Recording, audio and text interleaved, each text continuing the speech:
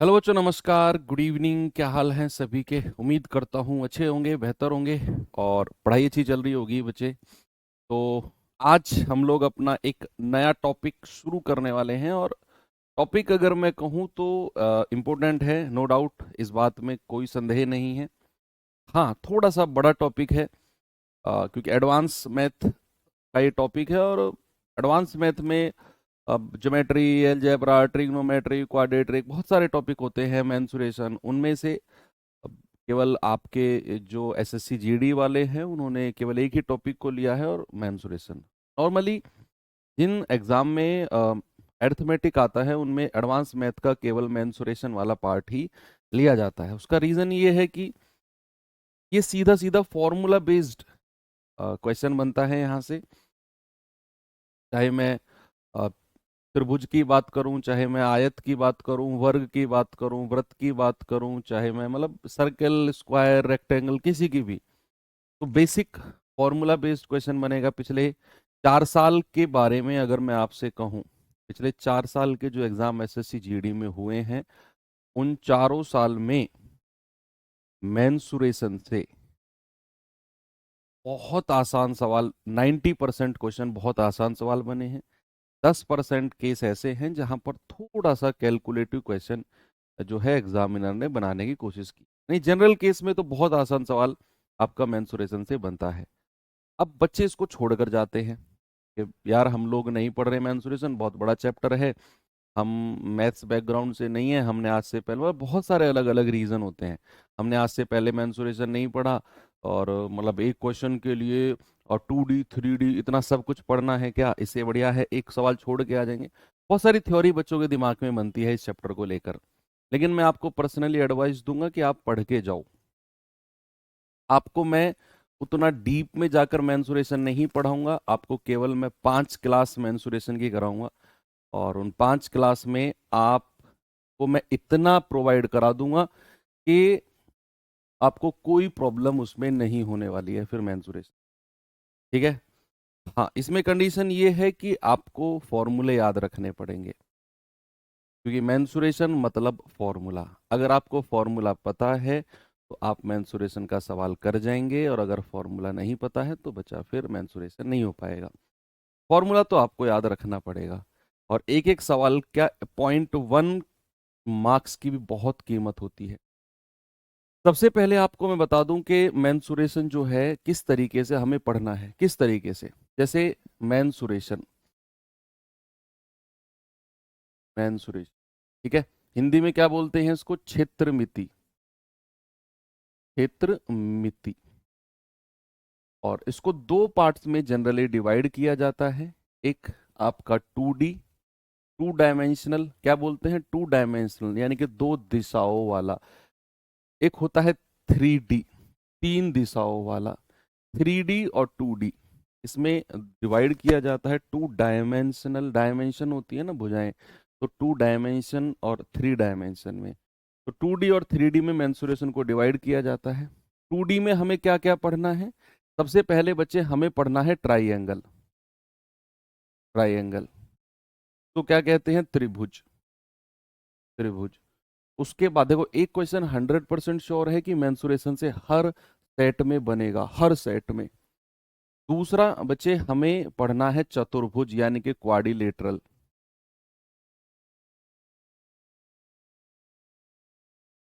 Quadrilaterals है ना, चतुर्भुज, चतुर्भुज। ठीक है। तीसरे नंबर पे बच्चे हम पढ़ेंगे क्या? सर्कल। तो क्या कहते हैं? वृत्त, वृत्त। चौथे नंबर पे हम लोग थोड़ी सी नॉलेज ले सकते हैं पॉलीगन की। हालांकि इसका पार्ट है नहीं वो। Polygon is a part of geometry, ज्योमिति का पार्ट होता है पॉलीगन, बहुभुज जिसको कहते हैं। लेकिन फिर भी हम देख लेंगे, थोड़ी सी नॉलेज देख लेंगे। भुजा, नंबर ऑफ डायगोनल्स, विकर्णों की संख्या, है ना, इस तरीके से। 3D में हमें क्या क्या पढ़ना है? 3D में बच्चे हमें पढ़ना है घन यानी कि क्यूब, घनाभ, घनाभ यानी कि क्यूबॉइड, क्यूबॉइड, उसके बाद में बेलन यानी कि सिलेंडर, के बाद में शंकु यानी कि कोन, के बाद में गोला यानी कि स्फेयर, अर्धगोला, अर्धगोला हेमिस्फेयर, और उसके बाद में जो भी कोई मिसलेनियस यानी कि विविध में बचेगा तो हम विविध में देख लेंगे। ठीक है, दोनों का जो भी विविध बचेगा इसका और इसका मिलाकर उसे हम यहाँ पर कवर कर लेंगे। यही मैं आपसे कह रहा हूं कि थोड़ा सा यहाँ पर बड़ा चैप्टर है ये, तो पढ़ेंगे थोड़ा थोड़ा, है ना। जितना हमारे एग्जाम से रिलेटेड इंपॉर्टेंट है उतना मैं सब कुछ आपको प्रोवाइड करा दूंगा। बच्चे, जो आपका स्क्वायर, रेक्टेंगल, चार भुजाओं वाली आकृति को हम चतुर्भुज में रखते हैं। चार भुजाओं वाली आकृति में आपके रोम्बस भी आ जाता है, वो क्या कहते हैं, स्क्वायर भी आ जाता है, रेक्टेंगल भी आ जाता है, कई सारी चीजें वो इसी में आ जाएंगी। ट्राइंगल में भी आज हम यहीं से शुरुआत करेंगे, ट्राइंगल से। तो पहला टॉपिक डालते हैं बच्चे 2D के अंदर। टॉपिक भी आपका डला हुआ है मेंसुरेशन 2D, और मेंसुरेशन 2D में ये वाला पार्ट हमें कंप्लीट करना है। और इसमें भी हमारा जो पहला टॉपिक है बच्चे डालेंगे उसको ट्राइंगल, ट्राइंगल, ट्राइंगल, है ना, जिसको क्या कहते हैं, त्रिभुज।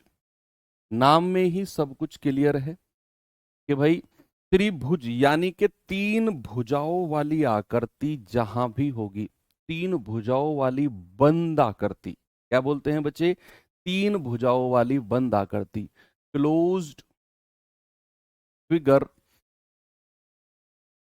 Of three sides, closed figure of three sides, तीन भुजाओं वाली, तीन भुजाओं वाली बंद आकृति, बंद आकृति, क्या कहते हैं इसको, इसको कहते हैं हम त्रिभुज यानी कि ट्रायंगल। अब इस अर्धवृत, वो सब पढ़ेंगे, व्रत में पढ़ेंगे, सब टेंशन ना लो आप अपनी तरफ से। प्लीज मेरी रिक्वेस्ट है, ये तो कहो ही मत कि सर ये नहीं लिखा वो नहीं लिखा, सब यहाँ लिखा हुआ है। आपको भी नहीं पता, चतुर्भुज में सब कुछ आता है, चार भुजाओं वाली आकृति, त्रिभुज में सब कुछ आता है, तीन भुजाओं वाली आकृति। जो बच गया उसके लिए मैंने विविध लिख दिया। आप जितना मैं पढ़ा रहा हूँ उस पर फोकस करो, ये तो लिखो ही मत कि सर ये रह गया, सर वो रह गया, सर उसमें आपका टाइम वेस्ट है ना। मैं आपका कमेंट पढ़ के थोड़ी देर आपको उसके बारे में बोलूंगा, वो भी आप ही का टाइम वेस्ट है बच्चा, प्लीज। तो सर मेंसुरेशन फाउंडेशन बैच से क्या हूं, उतना काफी है, उतना तो हर किसी के लिए काफी है। सुनो, तीन भुजाओं वाली आकृति, बंद आकृति किस तरीके से बनती है, थोड़ा सा मैं आपको दिखा देता हूं। यहाँ पर कुछ इस तरीके से, है ना भाई। यहाँ पर साइड है ABC, ए बी एक साइड है, ये भी एक भुजा है और ये भी एक भुजा है, तीन इसकी भुजा है, एक दो और तीन, और ये बंद आकृति है ना, बिल्कुल क्लोज्ड फिगर है, इसको कहेंगे ट्रायंगल। अब ट्रायंगल में भी कौन कौन से पार्ट हैं बच्चे जो हमें पढ़ने हैं। एक तो पढ़ना है हमें नॉर्मल ट्रायंगल, है ना, सामान्य त्रिभुज, जिसको हम विषमबाहु त्रिभुज भी कहते हैं, विषमबाहु, विषमबाहु त्रिभुज भी कहते हैं, यानी कि स्कैलीन ट्रायंगल, स्कैलीन ट्रायंगल। दूसरा हम इसमें पढ़ेंगे कौन सा, इक्विलेटरल ट्रायंगल, यानी कि समबाहु, समबाहु, इक्विलेटरल समबाहु त्रिभुज, इक्विलेटरल ट्रायंगल, इक्विलेटरल ट्रायंगल, है ना। तीसरा जो हमें इसमें पढ़ना है वो पढ़ना है समद्विबाहु, समद्विबाहु त्रिभुज, समद्विबाहु त्रिभुज यानी कि आइसोसेलस, आइसोसेलस ट्रायंगल। चौथा हमें इसमें पढ़ना है अ, समकोण त्रिभुज, समकोण त्रिभुज यानी कि right angle triangle, right angle triangle, ठीक है, राइट एंगल ट्रायंगल। तो ये आपके ट्राइंगल का जो पार्ट है, इन्हें हमें क्लियर करना है। बात अगर करें सबसे पहले विषमबाहु त्रिभुज, मैंने इसको एक और नाम दिया स्केलिन ट्राइंगल, तो इसको इंग्लिश में कहते हैं, मैंने उसको बोला था बेसिक ट्राइंगल। बेसिक ट्राइंगल यानी कि नॉर्मल ट्राइंगल।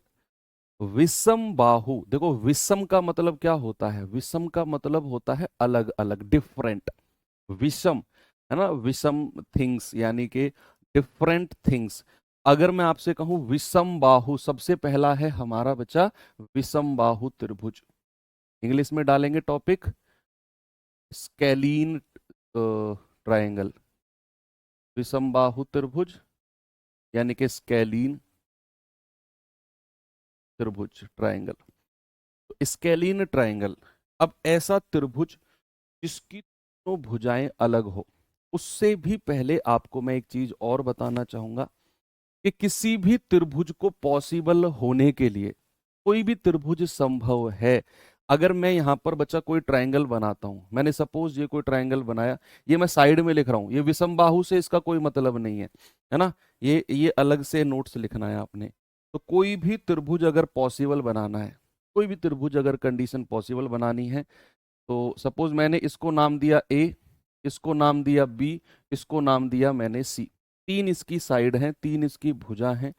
तो possible condition of a triangle, किसी भी त्रिभुज की संभव जो कंडीशन है वो क्या होती है कि आपका दो भुजाओं का योग, दो भुजाओं का योग, कोई भी दो भुजा ले लो, दो भुजाओं का जो योग है वो तीसरी से बड़ा होना चाहिए, वो तीसरी भुजा से बड़ा होना चाहिए, तीसरी भुजा से बड़ा होना चाहिए, बड़ा होना चाहिए।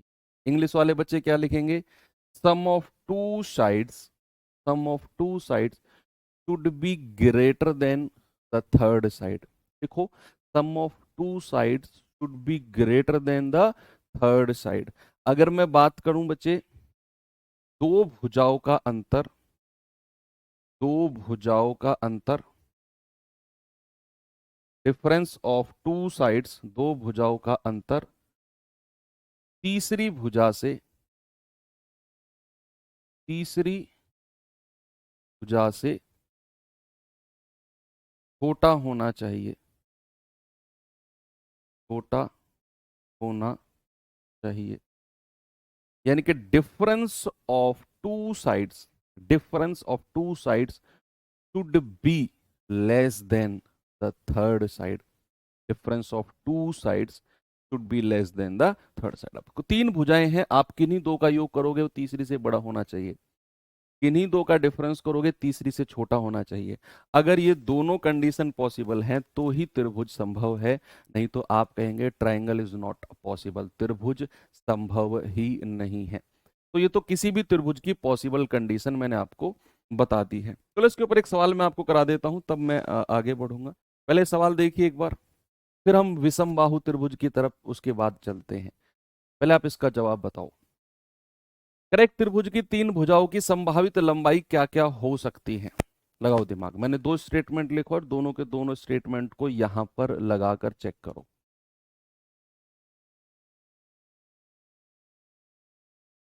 बताइए जरा,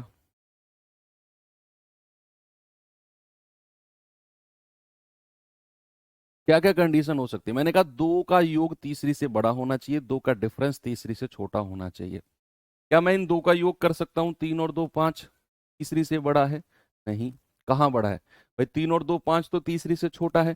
मैंने कहा योग तीसरी से बड़ा होना चाहिए, तो ये तो पॉसिबल कंडीशन है ही नहीं। आगे बढ़ो, चार और तीन सात, क्या तीसरी से बड़ा है? हाँ जी।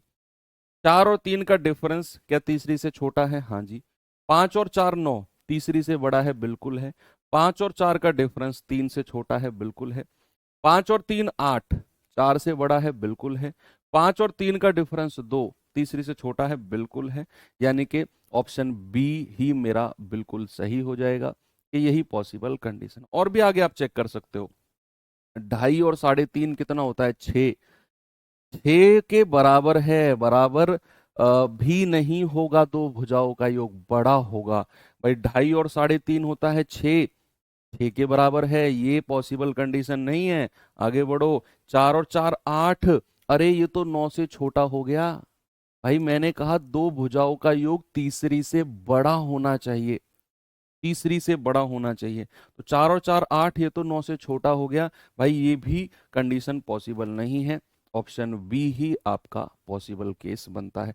तो इस तरह के सवाल भी आपके कई बार एग्जाम में बन जाते हैं। तो चलिए, हमारा टॉपिक है विषमबाहु त्रिभुज। क्या है बच्चा? विषमबाहु त्रिभुज। और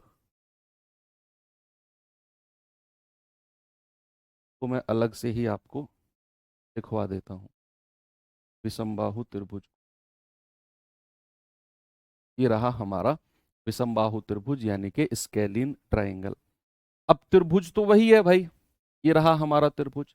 अब क्या करना है, वन बाय वन इसके फॉर्मूलेज लिखने हैं और उनको याद करना है। बहुत डिटेल में हम मेंसुरेशन के नहीं जाएंगे, पूरी की पूरी मेंसुरेशन से एक सवाल आएगा, मैं बहुत डिटेल में घुसूंगा तो कोई फायदा नहीं है। अब ये विषमबाहु त्रिभुज यानी कि ऐसा ट्राइंगल जिसकी तीनों भुजाएं अलग अलग हों, तीनों साइड अलग अलग हों, दैट इज कॉल्ड विषमबाहु त्रिभुज। और विषमबाहु त्रिभुज का जो परिमाप होता है, परिमाप तो त्रिभुज छोड़ो, अभी मैं आपको एक बात बताने वाला हूं, इंग्लिश में क्या कहते हैं, पेरीमीटर। पेरीमीटर, जो पेरीमीटर परिमाप होता है ना, वो होता है सभी भुजाओं का योग। चाहे मैं त्रिभुज कोई सा भी त्रिभुज कहूं, चाहे मैं चतुर्भुज कोई सा भी चतुर्भुज कहूं, हमेशा याद रखना पेरीमीटर का मतलब होता है सम ऑफ ऑल साइड्स। सारी भुजाओं को जोड़ दो, उसी को ही पेरीमीटर बोलते हैं। यानी कि a plus B plus C, A plus B plus C क्या हो जाएगा, आपका पेरीमीटर हो जाएगा। क्या हो जाएगा बच्चा, पेरीमीटर हो जाएगा। अगर मैं कहूं अर्ध परिमाप क्या होगा, अर्ध परिमाप बता सकते हैं आप मुझे? अर्ध परिमाप यानी कि सेमी पेरीमीटर, सेमी पेरीमीटर, इसको शॉर्ट फॉर्म में स्मॉल एस से भी डिनोट करते हैं। अर्ध परिमाप सेमी पेरीमीटर होता है परिमाप का आधा। क्या होता है बच्चा, परिमाप का आधा होता है। तो परिमाप का आधा आप करेंगे तो a plus B plus C by 2, ये होता है सेमी पेरीमीटर, सेमी पेरीमीटर। और अब आता है थर्ड पॉइंट किसका, एरिया का। क्या आता है बच्चा, एरिया का फॉर्मूला आता है। और एक नाम दिया गया है, हिंदी में तो इसको क्षेत्रफल कहते हैं, क्षेत्रफल। तो किसी भी स्केलीन ट्राइंगल का जो क्षेत्रफल, जो एरिया होता है ना, वो हीरोज फॉर्मूला से आता है। कि क्या बोलते हैं उसको, इस फॉर्मूले को बोलते हैं heroes formula, heroes formula. Scalene triangle का जो हम एरिया निकालेंगे उसको हीरोज फॉर्मूला बोलते हैं। और हीरोज फॉर्मूला क्या होता है, under root of S, S minus A, S minus B और एस माइनस का सी, ये होता है आपका area of a scalene triangle, किसी भी विषमबाहु त्रिभुज। और विषमबाहु नहीं, किसी भी त्रिभुज में आप लगा दो। आगे मैं जितने भी ट्रायंगल आपको पढ़ाऊंगा ना, हालांकि उनके एरिया के मैं अलग अलग फॉर्मूले आपको लिखवाऊंगा, लेकिन ये फॉर्मूला आप किसी भी ट्रायंगल में लगा सकते हो, हर किसी के लिए पॉसिबल है ये। कि under root of S, S minus A, S minus B और एस माइनस का सी। बात क्लियर हुई, क्लियर हो? तो ये चीज आपको ना याद हो, एक बार में याद नहीं होंगी, एक पेज में अलग लिखो सारे फॉर्मूले और फिर उनको रट्टा मारो, एक तरफ से क्वेश्चन प्रैक्टिस करो, फॉर्मूलेज के रट्टा मारो।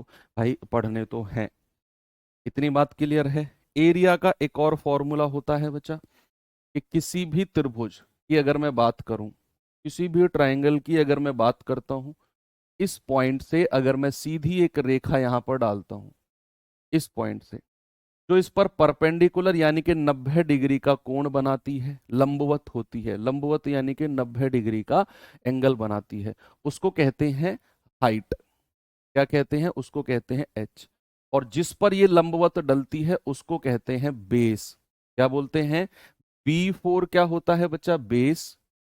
हिंदी में इसको क्या बोला जाता है, आधार, आधार। और H4 क्या होता है? हाइट। हाइट जिसको हिंदी में क्या कहते हैं? ऊंचाई। क्या कहते हैं? ऊंचाई। क्या बात क्लियर है आपको? बिल्कुल क्लियर है।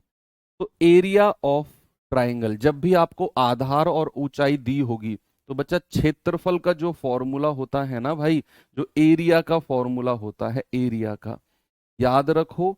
एरिया का जो फॉर्मूला होता है वो होता है 1/2 गुणा बेस गुणा हाइट। 1/2 गुणा बेस गुणा हाइट, ये होता है एरिया का फॉर्मूला। अगर किसी भी सवाल में, अगर किसी भी सवाल में आधार और उस पर ऊंचाई आपको देगा तो याद रखना 1/2 गुणा आधार गुणा ऊंचाई ही उसका क्षेत्रफल हो जाएगा। ठीक है, कोई दिक्कत आपको नहीं है? यस। अब इसके ऊपर चलो, आपको मैं सवाल करा देता हूं। जो दो फॉर्मूले आपको मैंने लिखवाए हैं, जरा देखते हैं बच्चे, जल्दी जल्दी आंसर बताएंगे मुझे। एसएससी जीडी 2024 में पूछा गया सवाल है, जरा देखिए।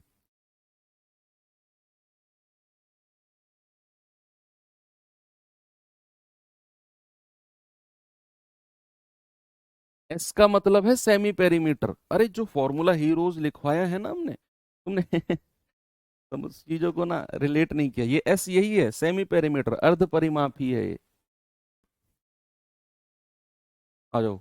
एक त्रिभुज की भुजाएं हैं 5, 4 और 7। 5, 4, 7 है। त्रिभुज का एरिया क्या होगा भाई? लगाओ इसमें हीरोज फॉर्मूला। हीरोज फॉर्मूला के लिए सबसे पहले हमें सेमी पेरीमीटर चाहिए। वो क्या होता है? सारी भुजाओं का योग, पेरीमीटर का आधा, यानी कि 5 + 4 + 7/2। ये आ जाएगा आपका 7, 5, 12, 4, 16/2, दैट इज 8। तो सेमी पेरीमीटर आ गया 8। तो एरिया का फॉर्मूला मैंने क्या बताया बच्चा आपको? ये बताया √(S), S-A, S-B और S-C।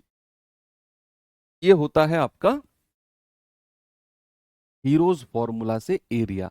अब आप यहां से करते चले जाओ बस। S कितना है? 8 गुणा S-A, 8 में से 5 घटाओ 3, 8 में से 5 घटाओ, सीधा लिखूं क्या? 8 - 5 गुणा 8 - 4 गुणा 8 - 7। ठीक है, तो अगला स्टेप 8। 8 में से 5 गया 3, 8 में से 4 गया 4, 8 में से 7 गया 1। देखो इस 8 को मैं क्या कह सकता हूं? 4 × 2 कह सकता हूं ना। अब ये 4 का अंडर रूट क्या होता है? 2 होता है। इस वाले 4 का अंडर रूट भी क्या हो जाएगा? 2 हो जाएगा। और अंडर रूट में क्या बचेगा? ये वाला 2 और ये वाला 3। 2 तिया 6। अरे भाई आंसर कितना हो गया? 4√6 बिल्कुल सही जवाब है। 4√6, ऑप्शन नंबर डी मेरा बिल्कुल करेक्ट है। यस, वेरी गुड, बहुत अच्छे। यही इतनी स्पीड से मैं आप लोगों के आंसर चाहता हूं। बताएंगे बच्चे जरा इसका जवाब क्या होगा?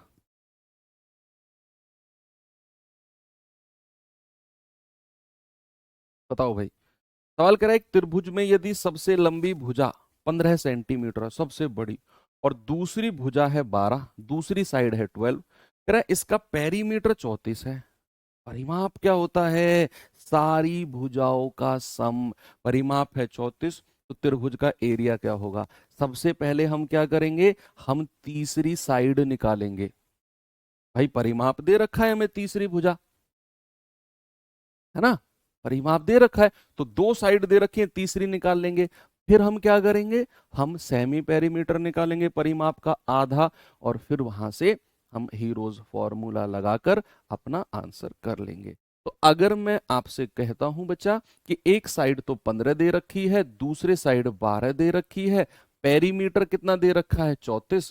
तो अगर मैं तीसरी भुजा को सपोज x मान लेता हूं, तीसरी भुजा x क्या हो जाएगी? 34 माइनस 15 + 12। भाई दोनों भुजाओं को जोड़कर मैं घटा रहा हूं इसमें से, ये आ जाएगा 7। तो तीसरी साइड कितनी आ गई? 7। तीसरी साइड 7 आ गई, क्योंकि पेरीमीटर क्या होता है? सारी भुजाओं का योग, तीनों का जोड़ो। 15, 12, 27 + x = 34। तो x कितना हो जाएगा? 7 हो जाएगा। अब हम सेमी पेरीमीटर निकालते हैं। वो होता है पेरीमीटर, परिमाप का आधा, यानी कि 34 का आधा आप करोगे तो आपको मिलेगा 17। तो एरिया क्या होगा, क्षेत्रफल, under root of S, S minus A, S minus B और एस माइनस का सी। एस कितना है, 17। 17 में से 15 घटाओगे 2, 17 में से 12 घटाओगे 5 और 17 में से तीसरी भुजा 7 घटाओगे तो 10। अब जो चीज बाहर निकल सकती है ना उसको निकाल लो बाहर, बढ़िया है। देखो दो पंजे कितना होता है, 10 और 10 धाम 100, यानी कि 100 गुणा 17 है ना भाई, दो पंजे 10, 10 धाम 100। अब 100 का तो 10 बाहर आ जाएगा और 10 रूट 17। कहीं ऑप्शन में दिख रहा है क्या आपको, दिख रहा है मुझे भी, ऑप्शन नंबर सी। कितना आंसर आ गया, 10 रूट 17। यही हमारा क्षेत्रफल हो जाएगा। तो ये सवाल भी आपका जीडी में आया हुआ है। एक और सवाल देखिए बच्चे जरा, और बताएंगे मुझे इसका जवाब।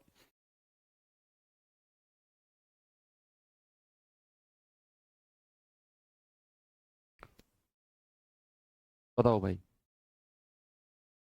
सवाल है, एक त्रिभुज का एरिया बताओ जिसका परिमाप 110 है और जिसकी भुजाएं 2, 4 और 5 के रेशियो में है। बड़े आराम से करना है, बहुत आराम से। उसने बोला है कि साइड जो है, जो भुजा है वो 2, 4, 5 के रेशियो में है। किस रेशियो में बच्चा, 2, 4 और 5 के। फिर उसने बोला है कि परिमाप 110 है। परिमाप को तो दिमाग के किसी कोने में सेट कर लो। परिमाप का मतलब ही सारी की सारी भुजाओं का योग होता है, सम होता है। अगर मैं कहता हूं 4 और 2 6 और 5 11, 11 यूनिट की वैल्यू 110, एक यूनिट 10, तो 2 यूनिट 10 दूनी 20, 4 यूनिट 10 चौके 40, 5 यूनिट 10 पंजे 50। सारी साइड आ गई आपके पास। अब आपको सेमी पेरीमीटर चाहिए। क्या चाहिए, सेमी पेरीमीटर, अर्ध परिमाप। क्या होता है बच्चा, सारी भुजाओं को जोड़ो प्लस 50 डिवाइड बाई 2, ये आ जाएगा 55। कितना आ गया भाई, 55। अब जो एरिया होता है वो क्या होता है, under root of S, S minus A, S minus B और एस माइनस का सी। क्या यही होता है भाई, बताओ मुझे, यही होता है का नहीं, बिल्कुल यही होता है सर। अब सेमी पेरीमीटर तो हमारा 55 आ गया। एस माइनस ए, 55 में से पहली साइड घटा दो 20, 55 में से 20 गया 35, 55 में से 40 गया 15, 55 में से 50 गया 5। ये अंडर रूट ऐसे बना दो। अब यहां से क्या करेंगे, जरा यहां से भी देखो। मैं कह सकता हूं 55 को 5 गुणा 11, मैं इसको कह सकता हूं 5 गुणा 7, मैं कह सकता हूं 5 गुणा 3, और इसको तो 5 का 5 ही रहने दो। सबको 5 5 में तोड़ दिया। अंडर रूट के अंदर मैंने आपको सर्ड सिंडेसिस में पढ़ाया, अगर अंडर रूट के अंदर दो संख्या एक जैसी है, एक को बाहर खींच लो, दो में से एक बाहर आ जाती है और एक खत्म हो जाती है। जैसे ये 5 और 5 हैं दो बाहर, तो एक 5 बाहर आ जाएगा, एक खत्म हो जाएगा। दो 5 हैं तो एक 5 बाहर आ जाएगा, एक अंडर रूट में खत्म हो जाएगा। अब अंडर रूट में बचेगा क्या, 11 गुणा 7 गुणा 3, क्योंकि भाई इन दोनों 5 से एक 5 आ गया, इन दो 5 से एक 5 आ गया, तो 11 7 और 3 ही बचा, यानी कि 25 गुणा 231। क्या ऑप्शन दिख रहा है कहीं, 25 रूट 231। गुड, बहुत बढ़िया। उससे भी पहले इतने सारे आंसर, क्या बात है। आगे चले, चले भाई। एक और सवाल दूं, जरा ये सवाल करना तो।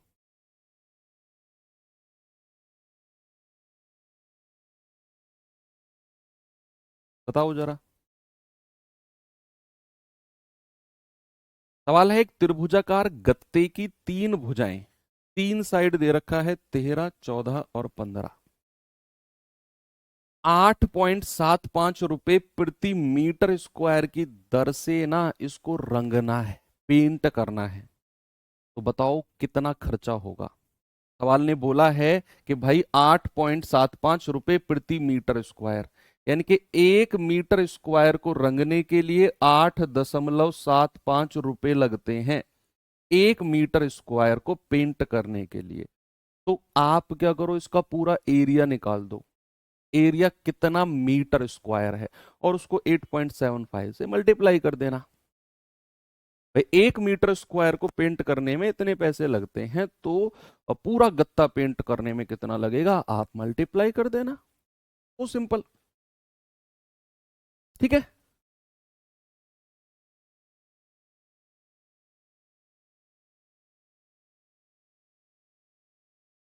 आप सबसे पहले एरिया निकालो कि 13, 14 और 15 साइड हैं, तो एरिया क्या होगा।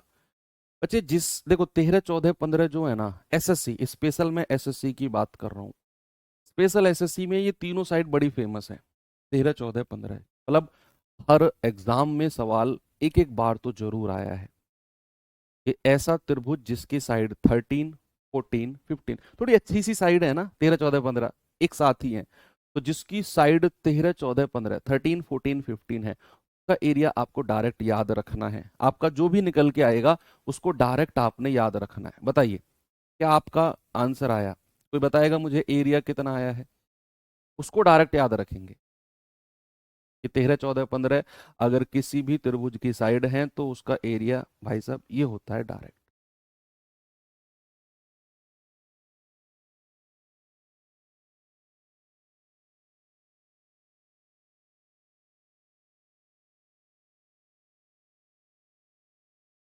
यस, बिल्कुल सही बात है कि सर हमारा एरिया आया है 84 मीटर स्क्वायर, और इसको डायरेक्ट याद रख लो कि किसी भी त्रिभुज की साइड अगर 13, 14, 15 है तो उसका क्षेत्रफल 84 मीटर स्क्वायर है। 84 मीटर स्क्वायर, नहीं तो फिर कर लो भाई। सेमी पेरीमीटर क्या आएगा, सभी भुजाओं को जोड़ो, 13 + 14 + 15 बटे 2, 5 4 9 3 12, 1 2 3 4 यानी कि 21 आ जाएगा। तो एरिया कितना हो जाएगा, एरिया हो जाएगा आपका S - A, 21 में से 13 गया तो 7 और 1 8, S - B 7, S - C 6। ठीक है भाई, 21 को मैं ऐसे लिख सकता हूं 7 तिया 21। अब दो सात एक जैसे हैं, दो सात अगर रूट के अंदर है तो एक सात को बाहर खींच लो, एक सात खत्म हो जाएगा रूट से। अब यहां बचेगा 8 6 तिया 18 छिक्के 18 अट्ठे 144, भाई 3 अट्ठे 24 छिक्के 144 बचेगा ना, क्योंकि एक सात को तो बाहर ले लिया आपने, और 144 अंडर रूट मीन्स 12, ये आ जाएगा 84 मीटर स्क्वायर। यानी कि जब अगर आपको साइड दे देगा 13, 14, 15, याद रखना उसका एरिया 84 मीटर स्क्वायर होता है। सवाल ने बोला है कि 1 मीटर स्क्वायर को पेंट करने के कितने पैसे लगते हैं, तो भाई 84 मीटर स्क्वायर को पेंट करने के कितने लगेंगे, आप कहेंगे 84 गुणा 8.75, ये कुल खर्च आ गया, कुल खर्च। पॉइंट को हटाएंगे, बटे 2 जीरो लगा दो, पॉइंट के बाद दो संख्या है, 25 चौके 100, 25 तिया 75, 25 पंजे 125, 4 से जाएगा पूरा, 21 चौके 84, 21 पंजे 105, 21 तिया 63 और 10 73, कितना आ गया जी, 735 रुपए का खर्चा आ गया। ऑप्शन नंबर बी, 735, ये आपका खर्चा आ गया। चलिए आगे चलते हैं, जरा इस सवाल पे आइए।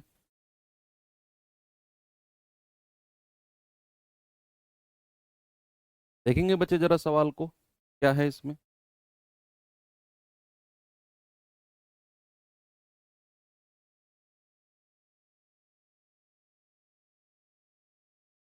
क्रैक किसी त्रिभुज की भुजाएं 1/2, 1/3, 1/4 के रेशियो में है। यदि त्रिभुज का परिमाप तो 52 है, तो बताओ सबसे बड़ी और सबसे छोटी भुजा त्रिभुज की सबसे छोटी साइड क्या होगी। पहले तो जो साइड का रेशियो है ना, 1/2, 1/3 और 1/4, क्या करेंगे इसको ना, बिल्कुल हम सिंपल रेशियो में चेंज करेंगे, बिल्कुल सिंपल रेशियो में। और वो कैसे चेंज होगा, आप क्या करो, जो ये 2, 3 और 4 है ना, इनका एलसीएम बताओ मुझे। आप कहेंगे सर 2, 3, 4 का एलसीएम हमसे पूछ के हमारी बेइज्जती करना चाहते हो, आप ही बता दो डायरेक्ट। चलो मैं ही बता देता हूं, इनका एलसीएम हो जाएगा 12। अब आप क्या करेंगे, इस 12 की मल्टीप्लाई तीनों में कर दो, यहां भी और यहां भी। बच्चे क्या हो जाएगा, 2 छिक्के 12, 3 चौके 12 और 4 तिया 12। ये साइड का रेशियो आ गया, बड़ा सिंपल सा रेशियो आपने बना दिया। अरे भाई साहब, पेरीमीटर 52 है। What do you mean by perimeter? परिमाप से आप क्या समझते हो? सर परिमाप से हम समझते हैं सबको जोड़ दो, 6 और 4 10 और 3 13। 13 यूनिट की वैल्यू कितनी है? 52 सेंटीमीटर। तो एक यूनिट कितना हो जाएगा? 4 सेंटीमीटर। क्या बोला उसने? सबसे छोटी भुजा, वो तो 3 यूनिट है, और 3 × 4 यानी कि हमारा जवाब हो जाएगा 12 सेंटीमीटर। इतना सिंपल है मेंसुरेशन। हम कहाँ डरते हो आप? मेंसुरेशन छोड़ कर चले जाएंगे, ये हो जाएगा वो हो जाएगा। ये सवाल करो जरा।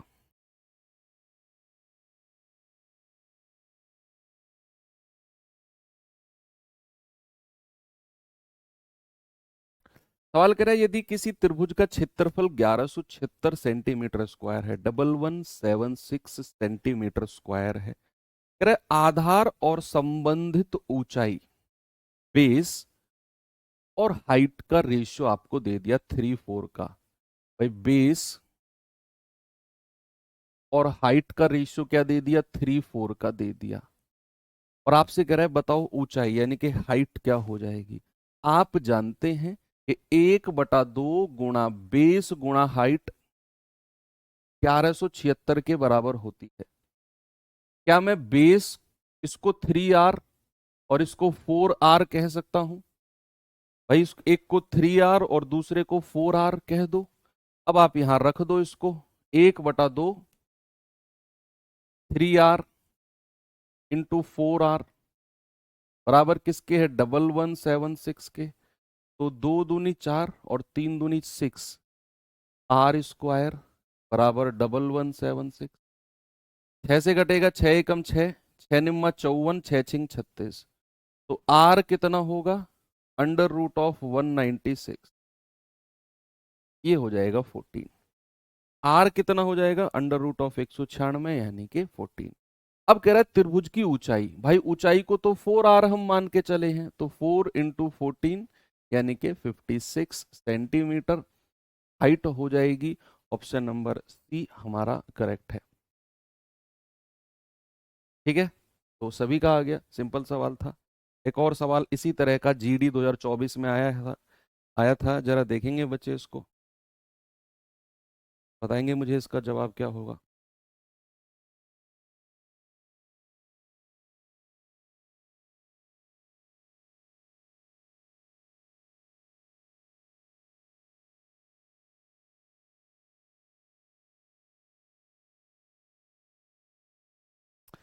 उस त्रिभुज की ऊंचाई ज्ञात करो जहां उस ऊंचाई के संगत आधार ऊंचाई का आधा है। यानी कि जो बेस है ना, वो हाइट का आधा है। बेस जो है वो हाइट का आधा, ऊंचाई का आधा, ऐसा उसने बोला। अगर मैं बेस बटा हाइट, क्या पूछा उसने? ऊंचाई पूछी है ना। अगर मैं यहां से हाइट बराबर पूछूंगा, या ऐसी रहने दो, बेस को h/2 आप लिख सकते हो। अब हमें पता है 1/2 गुणा बेस गुणा हाइट बराबर कितना है? 144। 1/2 गुणा बेस को क्या मैं h/2 लिख सकता हूं? भाई फाइनली मुझे ऊंचाई चाहिए, फाइनली मुझे क्या चाहिए? ऊंचाई। अच्छा गलत लिख दिया, कहाँ पे गलत लिख दिया? सही तो लिखा है। हाँ 56, अच्छा टिक गलत कर दिया। ठीक है, तो मैंने तो अंडरस्टूड, आप हो गए हो यार। अब ऐसे बेइज्जती करोगे मेरी जाते जाते तुम हम लोग हैं। अब मैं विदा लेने वाला हूँ 2-4 दिन में तुमसे, ऐसे बेइज्जत करके भेजोगे मुझे? वाह। देखो अब मैं क्या कह रहा हूं, मैं बेस को h/2 लिख रहा हूं क्योंकि फाइनली मुझे ऊंचाई ही चाहिए। तो बी को मैं क्या h/2 लिख दूं, और h को h ही रहने दो, बराबर 144।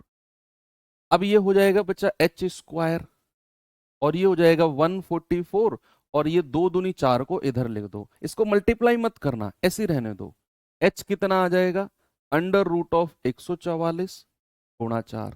देखो 144 का रूट होता है 12 और 4 का रूट होता है 2, यानी कि 12 दूनी, हाइट कितनी आ जाएगी बच्चे, हाइट आ जाएगी 24 सेंटीमीटर। ठीक है, कोई प्रॉब्लम नहीं है, आराम से आपने कह दिया 24 सेंटीमीटर। तो ये कुछ सवाल हैं जो स्केलीन ट्राइंगल यानी कि विषमबाहु त्रिभुज से बन सकते हैं। अब बात आती है बच्चा समबाहु त्रिभुज, इक्विलेटरल ट्राइंगल, बड़ा ही इंपॉर्टेंट टॉपिक, बहुत इंपॉर्टेंट, बहुत इंपॉर्टेंट। अब ये मतलब अगर 2D का क्वेश्चन आया तो मैक्सिमम सर 2:1 का रेशियो भी, हाँ 2:1 का रेशियो लेकर 2R 1R मान लो, हो जाएगा उससे भी। मैंने आपसे क्या बोला, मैंने आपसे बोला कि समबाहु त्रिभुज इतना इंपॉर्टेंट है कि अगर 2D से सवाल बना तो मैक्सिमम चांस है कि आपका सवाल इक्विलेटरल से बने, इक्विलेटरल से बने। तो अगर मैं इसकी तारीफ में बस इतना ही बोलूंगा कि समबाहु, समबाहु यानी कि इक्विलेटरल,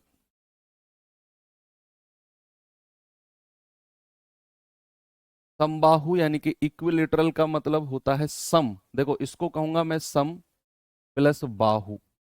बाहु का मतलब वो नहीं है बाहुबली वाला, उसकी जो जो कटप्पा बोलता है उसको बाहु, है ना, बाहु वो वाला नहीं, बाहु मतलब होता है भुजा। क्या होता है, भुजा।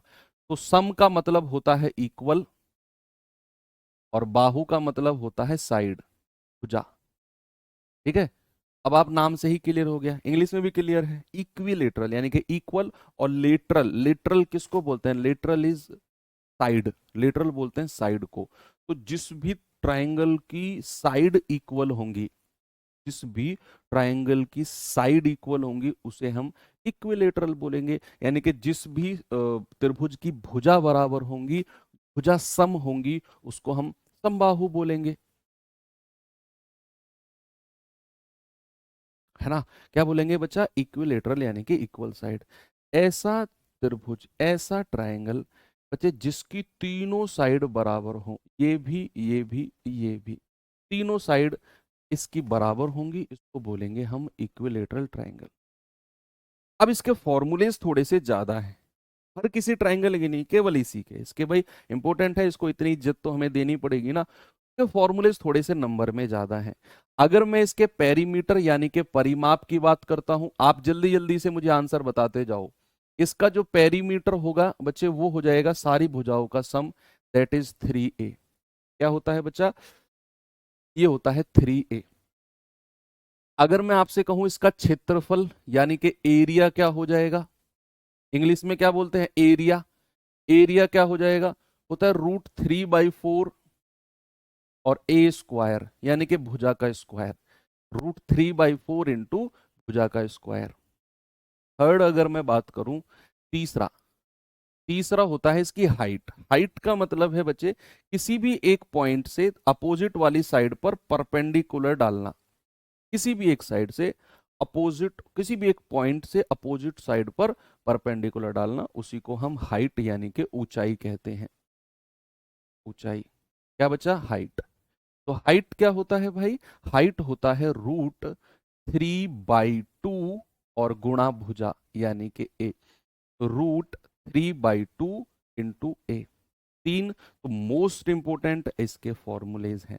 और थोड़ा सा आपको मैं आगे लेकर चलता हूं भाई, अगर मैं क्या करता हूं, इसके अंदर तीनों साइड को टच करता हुआ एक त्रिभुज, ओ सॉरी, एक सर्किल बना दूं, तीनों साइड को टच करता हुआ एक सर्किल, उसका कोई केंद्र भी होगा, उसका कोई केंद्र भी होगा, है ना। अब अगर उसका कोई केंद्र है तो भाई केंद्र का कोई रेडियस भी होगा, त्रिज्या भी होगी, रेडियस भी होगी। तो अंतः वृत्त की त्रिज्या, अंतः वृत्त की त्रिज्या, radius of in circle, radius of in circle, अंतः वृत्त की त्रिज्या, इसका फॉर्मूला क्या होता है, कोई बताएगा मुझे, रेडियस ऑफ इन सर्कल भाई ये होता है a/√3। क्या होता है बच्चा, a/2√3। और एक इसके बाहर भी सर्कल बनता है जो इसके तीनों पॉइंट को टच करे। क्या करे, तीनों पॉइंट को टच करे। और इसका जो होगा कैपिटल आर, इसका रेडियस क्या हो जाएगा, इसका रेडियस हो जाएगा कैपिटल आर। सर हाइट और लंब एक ही होता है क्या, हाँ एक ही होता है। एक होता है इसका बाह्य वृत्त यानी कि परिवृत्त, परिवृत्त की त्रिज्या, परिवृत्त की त्रिज्या यानी कि radius of circumcircle, सरकम circle, इसको कैपिटल आर से डिनोट करते हैं बच्चे। ये होता है a/√3, a/√3। अब जो हमसे कई बार सवाल पूछा गया, जो हमसे कई बार सवाल पूछा गया, पहले तो पूछा गया है कि भाई, अब इंपॉर्टेंट रिजल्ट में लिखवाता हूं। हमसे पूछा गया है बाह्य वृत्त की त्रिज्या और अंतः वृत्त की त्रिज्या का रेशियो। ये क्या होता है, a/√3, और ये क्या होता है, a/2√3। देखो a/√3 से a/√3 गया, दो इधर आ गया, ये हो जाएगा 2:1। और ये आपने रिजल्ट डायरेक्ट याद रखना है, डायरेक्ट याद रखना है कि किसी भी समबाहु त्रिभुज में परिवृत्त की त्रिज्या और अंतःवृत्त की त्रिज्या का जो अनुपात होगा वो 2:1 होगा। मैं कह रहा हूं रेडियस दुनिया का कोई भी वैल्यू हो, त्रिज्या कुछ भी हो, कोई मतलब नहीं है। अगर रेशियो पूछ लेना परिवृत्त की त्रिज्या और अंतःवृत्त की त्रिज्या का, यानी कि सरकम रेडियस और इन रेडियस का रेशियो आपसे पूछेगा, हमेशा 2:1 होगा। और इनके एरिया का रेशियो पूछेगा, ratio of, ratio of area of circumcircle, circumcircle and incircle, incircle, है ना। तो सरकम सर्कल और इन सर्कल का आप इनका स्क्वायर कर दो, 2 का स्क्वायर अनुपात 1 का स्क्वायर, ये होता है बच्चे 4:1। ये भी चीज आपने ध्यान में रखनी कि अगर क्षेत्रफल का रेशियो पूछेगा तो जो साइड का रेशियो है ना 2:1, उसका स्क्वायर कर देंगे, यानी कि 4:1। और ये भी रिजल्ट डायरेक्ट है जो आपने ध्यान में रखना है। मैंने कहा ना कि समबाहु त्रिभुज में थोड़ा सा ज्यादा फॉर्मूले हैं ना, क्योंकि इंपॉर्टेंट टॉपिक है ये, इसीलिए यहाँ पर हमारे फॉर्मूले ज्यादा बनते हैं। तो ये हो गए कुछ इंपॉर्टेंट फॉर्मूलेस इसके, बाकी तो सब ओके है, कोई दिक्कत नहीं, है ना। चलिए अब सवाल कर लेते हैं कुछ। सवाल क्या है जी, सवाल देख लो। पहला क्वेश्चन नंबर 9, जरा देखेंगे बच्चे इसको, क्या है इसमें।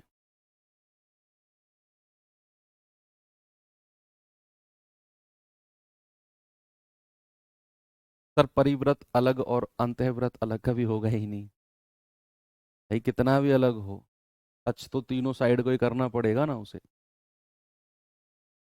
रेडियस अलग अलग कैसे हो सकती है, अलग अलग होगी तब भी कोई फर्क नहीं पड़ेगा, भुजा तो एक ही रहेगी ना।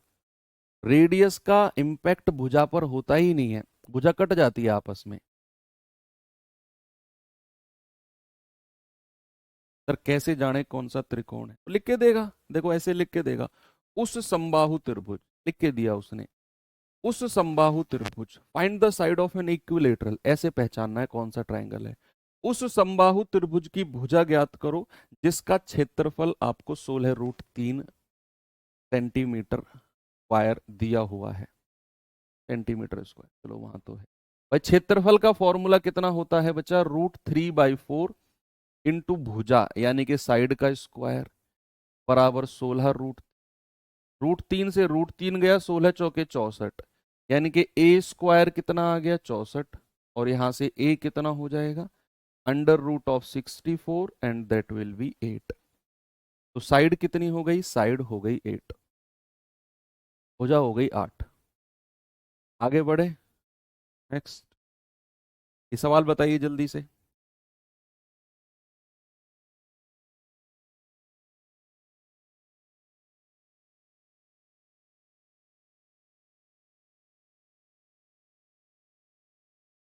बताना भाई जल्दी से इसका जवाब।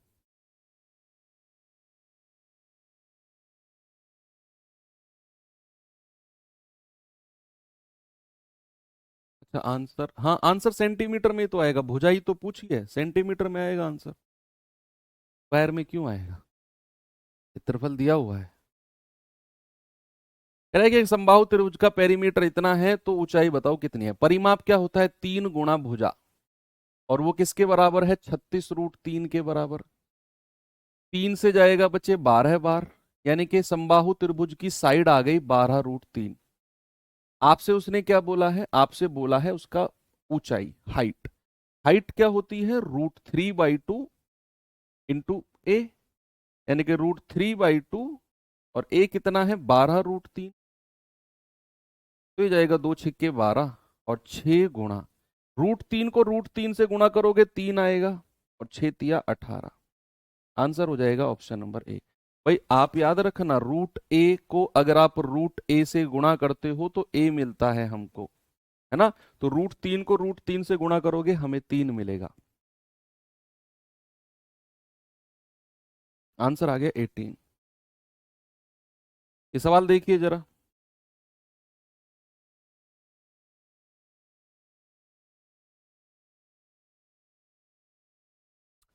कह रहे उस समबाहु त्रिभुज का क्षेत्रफल बताओ जिसकी भुजा 0.2 सेंटीमीटर स्क्वायर है। 0.2 सेंटीमीटर स्क्वायर। देखो साइड आपको दे रखी है 0.2 सेंटीमीटर। अगर मैं यहां से हटाकर बटा 10 कर दूं, क्योंकि पॉइंट के बाद एक ही संख्या है, तो ये जाएगा 2 एकम 2, 2×5 = 10, यानी कि 1/5 सेंटीमीटर भुजा आ गई। तो एरिया क्या हो जाएगा बच्चा? एरिया हो जाएगा √3/4 इंटू भुजा का स्क्वायर, यानी कि √3/4 इंटू 1/5 का स्क्वायर। और ये कितना होता है? √3/4 और 4×25 यानी कि 100, और सेंटीमीटर स्क्वायर। भाई 5×5 = 25, 100, तो √3/100 centimetre square, option D. Yes. आगे चले, नेक्स्ट, इस पे आ जाओ। यदि एक समबाहु त्रिभुज की भुजा 1/3 सेंटीमीटर है तो उसका एरिया कितना होगा? क्षेत्रफल कितना होगा? भाई ये तो बड़ा सिंपल सी कहानी हो गई। एरिया का फॉर्मूला क्या होता है? √3/4 इंटू भुजा का यानी कि साइड का स्क्वायर, तो √3/4 इंटू 1/3 का स्क्वायर, तो 3×3=9, 36। √3/4, 3×3=9, 36 सेंटीमीटर स्क्वायर। अब देखो सवाल में नहीं है हमारे पास, लेकिन उसने सवाल को थोड़ा सा मॉडिफाई किया। पता है क्या मॉडिफाई किया सवाल ने? सवाल ने कुछ इस कदर मॉडिफाई किया कि ऊपर से √3 को गायब किया। उसने पता है क्या किया? उसने √3 की ऊपर नीचे मल्टीप्लाई कर दी। उसने √3 की ऊपर नीचे मल्टीप्लाई कर दी, तो ये कितना बन गया? 3, और ये बन गया 36√3। अब ये 3 से कटा 12 बार, यानी कि आंसर बन गया 1/12। मतलब एग्जामिनर देखो किस तरीके से आपको परेशान करना चाह रहा है। आंसर तो आया था √3/36, लेकिन देखो उसने किस कदर आपको परेशान करने की सोच। उसने √3 के ऊपर नीचे गुणा कर दी, तो ऊपर आ गया 3, नीचे आ गया 36√3, यानी कि उसने आंसर 1/12√3 बना के दिया। सोच रहा है कि बच्चा बैठ के सोचे कि यार ऑप्शन गलत तो नहीं है, √3/36 आंसर है, और उसी के वहीं पे 10-15 सेकंड खराब हो जाए। और एग्जामिनर की आपसे बस इतनी सी ही दुश्मनी है कि वो आपके 10-15 सेकंड खराब करना चाहता है इस तरह के सवालों में, और कुछ भी आपसे दुश्मनी उसकी नहीं है। इस सवाल को देखेंगे जरा। यदि एक समबाहु त्रिभुज का परिमाप 24 है तो उसकी माध्यिका की लंबाई क्या होगी? बताओ। हाइट पूछा है। देखो किसी भी समबाहु त्रिभुज की बात करेगा ना, जो हाइट होगी ना वही उसकी मीडियन भी होगी। वही क्या होगी? उसकी मीडियन भी वही होगी। एंगल बाइसेक्टर, कोण द्विभाजक भी वही होगा। हालांकि उतना आपसे पूछेगा नहीं, वो ज्योमेट्री का पार्ट है। तो एंगल बाइसेक्टर भी वही होगा, परपेंडिकुलर भी वही होगा, सब कुछ यही होगा, है ना? सब कुछ यही होगा। सेंट्रॉइड भी यही, केंद्रक भी इसी पर ही रहेगा। तो उसने बोला परिमाप, यानी कि 3a बराबर कितना है? 24। तो ये जाएगा 8 बार, तो a बराबर हो गया 8। आपसे पूछा है मीडियन, मैंने कहा जो हाइट है वही मीडियन है। कितना? √3/2a, यानी कि √3/2 इंटू 8। और आप कहेंगे आंसर आ गया सर 4√3। ऑप्शन नंबर ए मेरा बिल्कुल ठीक है। इस पे आएंगे जरा। एक समबाहु त्रिभुज की ऊंचाई 9 है तो क्षेत्रफल कितना होगा? भाई ऊंचाई आपको दे दी, ऊंचाई का मतलब है √3/2 ए बराबर 9। तो ए कितना हो जाएगा? 9 दूनी 18 बटा √3। ये भुजा आ गई। तो एरिया क्या होता है? √3/4 गुणा ए स्क्वायर। तो √3/4 गुणा 18/√3 का स्क्वायर। और कितना हो जाएगा √3/4? भाई 18 का स्क्वायर कितना होता है? 324। और √3 का स्क्वायर तो 3 ही होगा। 3 एकम 3, 3 अट्ठे 24। 4 से जाएगा 4 दूनी 8, 4 सत्ते 28। तो आंसर कितना आ गया? 27√3। कितना आ गया भाई? आंसर आ गया 27√3। बिल्कुल सही जवाब है 27√3। चलें आगे। Very good. इस सवाल पे आ जाओ जरा।